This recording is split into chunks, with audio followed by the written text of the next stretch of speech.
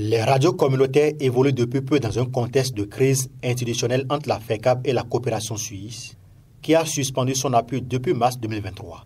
Ayant pris la mesure de la situation et à la faveur de l'installation de nouveaux conseils d'administration, les dirigeants ont érigé l'amélioration de la gouvernance interne comme une priorité absolue, avec une série de mesures et réformes tendant à relancer la fédération, en soutien aux élans de relance de la FECAB et en prélude à une éventuelle reprise conditionnée de la collaboration avec la coopération suisse.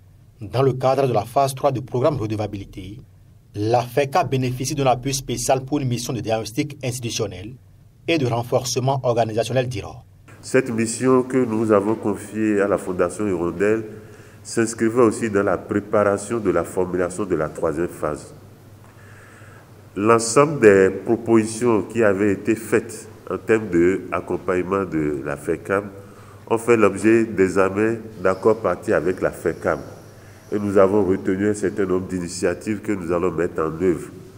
C'est parmi ces initiatives que se situe la présente mission que nous avons confiée au cabinet SINES. Au terme de leur travail, une première restitution avait été faite au comité de pilotage de l'étude qui était composé de la Fondation Hirondelle, de la FECAB, de la coopération suisse et de GFA Consulting Group. Nous avons fait quelques premières observations sur leur production et nous nous retrouvons ce matin pour qu'ils puissent restituer au principal bénéficiaire qu'est la FECAB le contenu de leurs travaux.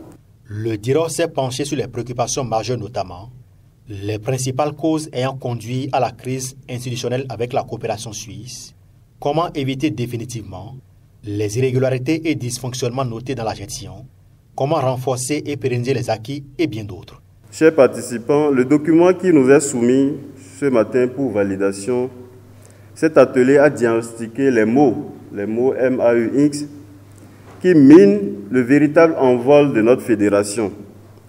Le document préconise également un certain nombre de mesures, aussi bien institutionnelles qu'organisationnelles, à même d'optimiser les performances de notre fédération. Nous n'avons pas été choisis ici au hasard.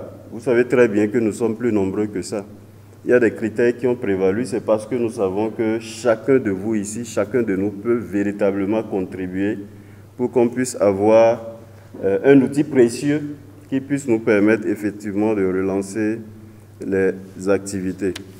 Le cabinet SINEX a convié pour cette mission à partager avec les participants les conclusions et recommandations. Il faut reconnaître que la nouvelle équipe qui est venue avec une nouvelle vision, une nouvelle stratégie, de nouvelles orientations.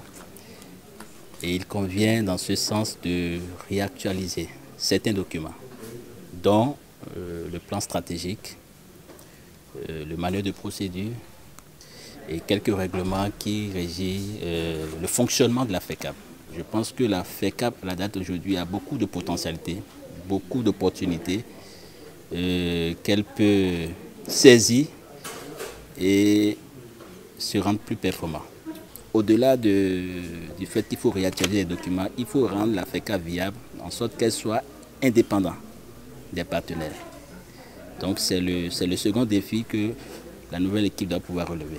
Les recommandations proposées par le DIRO offrent une lueur d'espoir pour une relance durable de la FECAB et une reprise de la collaboration avec la coopération suisse.